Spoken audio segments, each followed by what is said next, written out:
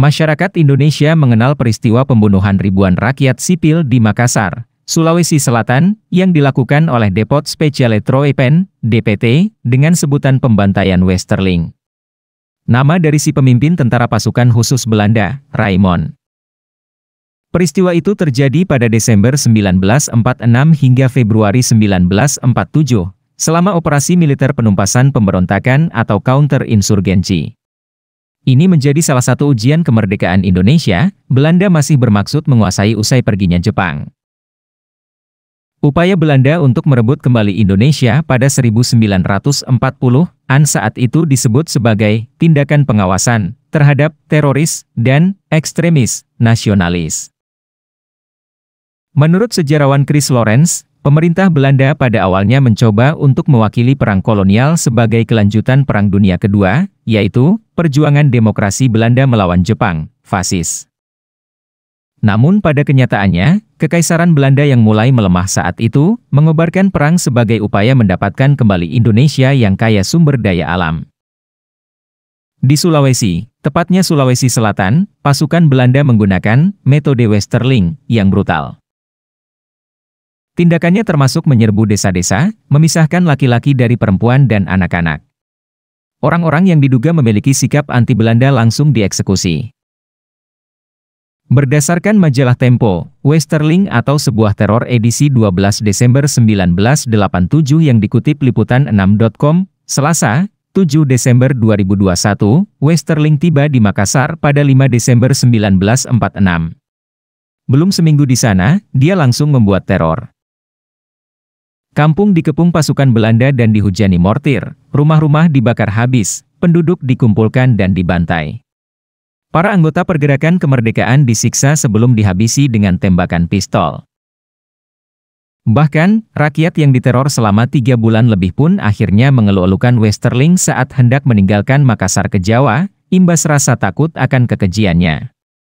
Konon, seorang simpatisan memberikan kenang-kenangan sebilah badik.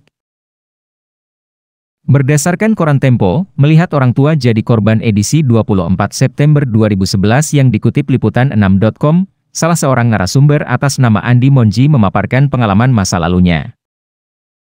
Kala itu, dia masih seorang bocah balita yang menyaksikan orang-orang terdekatnya menjadi korban kekejaman pasukan Westerling. Saat itu setiap warga yang mati dikumpulkan dan diangkut oleh warga lain satu lubang yang telah disiapkan, kata Monji. Di antara para korban, ada ayah, nenek, dan pamannya yang tumbang di depan matanya, tewas ditembus peluru Belanda.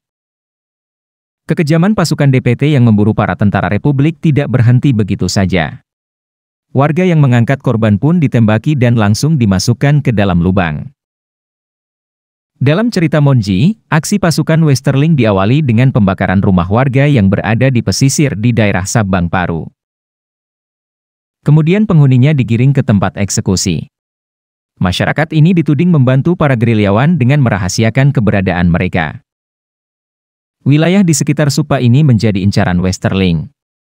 Sebab, di tempat inilah pasukan Tentara Republik Indonesia Persiapan Sulawesi di bawah pimpinan Andi Odang, Andi Murtala, dan Muhammad Said mendarat dari Jawa pada Oktober 1946. Pasukan Andi Murtala saat hendak menemui Ambo Siraja di gunung, dihadang oleh tentara Belanda di Garesi dan terjadilah peperangan yang mengakibatkan Andi Murtala beserta seluruh pasukannya tewas. Dalam pertempuran itu, turut tewas seorang perwira Belanda. Itu sebabnya Westerling semakin dendam kepada masyarakat Supa. Mereka dipaksa menunjukkan tempat persembunyian para pejuang. Namun, jiwa kesatria masyarakat membuat mereka tetap bungkam meski nyawa taruhannya. Operasi Westerling yang berlangsung selama tanggal 5 Desember tahun 1946 hingga tanggal 21 Februari tahun 1947, dimulai dari desa Batua hingga beberapa desa kecil di sebelah timur Makassar. Westerling sendiri langsung memimpin operasi tersebut. Kemudian, tahap kedua menyasar ke Pulau Bangkeng yang terletak di selatan Makassar. Selanjutnya, tahap ketiga melancarkan teror ke Goa. Jumlah korban hasil kekejaman Westerling di Sulawesi Selatan pun hingga saat ini tidak sepenuhnya jelas. Delegasi Indonesia menyampaikan kepada Dewan Keamanan PBB bahwa sedikitnya ada 40.000 orang yang tewas dibantai. Sementara, penyelidikan Belanda pada 1950-an menemukan lebih dari 3.000 orang telah dibunuh selama 3 bulan.